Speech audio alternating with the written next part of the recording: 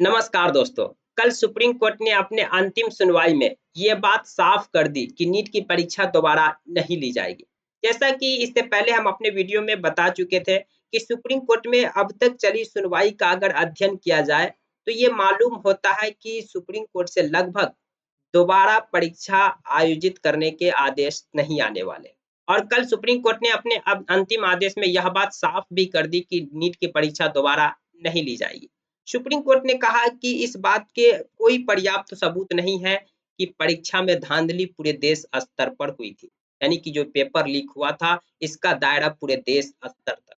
Supreme court ने ये जरूर माना कि पेपर लीक हुआ है, इसमें कोई शक की बात नहीं है। पटना और हजारीबाग ये दो ऐसे सेंटर है जहां पर परीक्षा में गड़बड़ी हुई है, लेकिन इस बात के कोई पर्याप्त सबूत नहीं है कि इसका दायरा पूरे देश स्तर पर था। यानी कि इससे पूरे देश की परीक्षा प्रभावित हुई है, इस बात के अभी कोई पर्याप्त सबूत नहीं है। हो सकता है सीबीआई के जांच के बाद ये पूरी तस्वीर बदल जाए, लेकिन आज हम किसी हालात में ये नहीं कह सकते कि पेपर लीक पटना और हजारीबाग तक सीमित नहीं है। यानी कि सुप्रीम कोर्ट ये साफ-साफ कहना चाह रही है कि हो सकता है कि सीबीआई की जांच के बाद ये हालात, ये तस्वीर बदल जाए। लेकिन आज हम ये नहीं कह सकते कि पटना और हजारीबाग के बाद भी पूरे देश स्तर पर पेपर लीक हुआ था। इस बात के अभी तो कोई पर्याप्त सबूत नहीं है और इसका जब कोई सबूत नहीं है तो हम दोबारा परीक्षा आयोजित करने के आदेश नहीं दे सकते। सुप्रीम कोर्ट ने यह भी कहा कि सीबीआई के जांच में जो दोषी पाए जाएंगे, उन पर कार्रवाई की जाएगी, उनका एडमिशन नहीं होगा, उनका एडमिशन नहीं लिया जाएगा।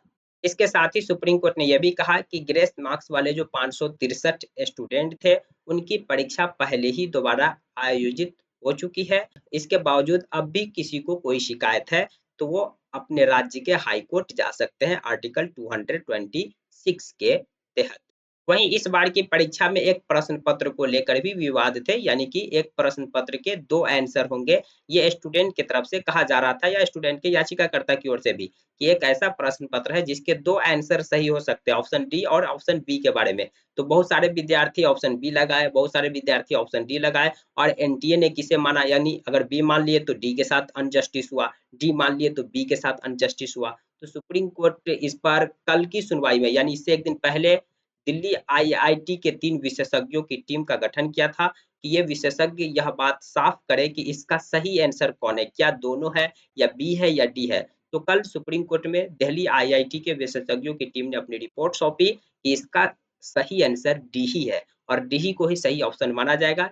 इसके बाद सुप्रीम कोर्ट ने एनटीए को आदेश दिया कि सही आंसर डी मानते हुए पुनः फाइनल रिजल्ट पब्लिश करे, जिससे बताया जा रहा है कि लगभग 4 लाख स्टूडेंट प्रभावित होंगे क्योंकि उनके नंबर बदल जाएंगे। वहीं हम आपको बता दें कि नीट पेपर लीक मामले में अब तक 7 राज्यों में 53 लोगों की गिरफ्तारी हो चुकी है, जिसमें सबसे ज्यादा बिहार से लगभग 26 लोगों की गिरफ्तारी हुई है। इसके बाद गुजरात के गोधरा सेंटर से भी बताया जा रहा था कि परीक्षा में धांधली हुई है, वहां से 6 लोगों की गिरफ्तारी हुई है, महाराष्ट्र से 2 लोगों की गिरफ्तारी हुई है और झारखंड से 13 लोग अब तक गिरफ्तार हो चुके हैं। पश्चिम बंगाल और उत्तराखंड से भी एक-एक की गिरफ्तारी हुई है, वहीं राजस्थान से 4 लोग अब तक गिरफ्तार किए जा चुके हैं। यानी कि सीबीआई की जांच चल ही रही है। सीबीआई के जांच में अगर कोई दोषी पाया जाएगा तो उस पर कार्रवाई की जाएगी, उनका एडमिशन नहीं होगा। ये सुप्रीम कोर्ट ने कल साफ कर दिया। सुप्रीम कोर्ट ने यह भी साफ कर दिया कि दोबारा परीक्षा नहीं ली जाएगी।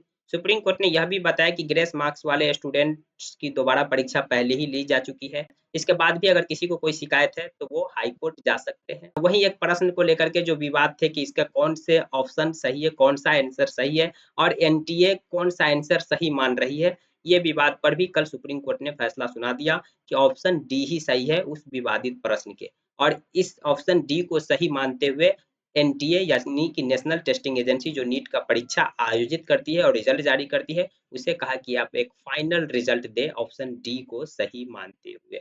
सुप्रीम कोर्ट के इस जजमेंट पर आपकी क्या प्रतिक्रिया है? कमेंट बॉक्स खुला है, कमेंट कर सकते हैं। जानकारी पसंद आई तो प्लीज वीडियो को लाइक कर दीजिए, चैनल को सब्सक्राइब कर दीजिए। Thank you for watching.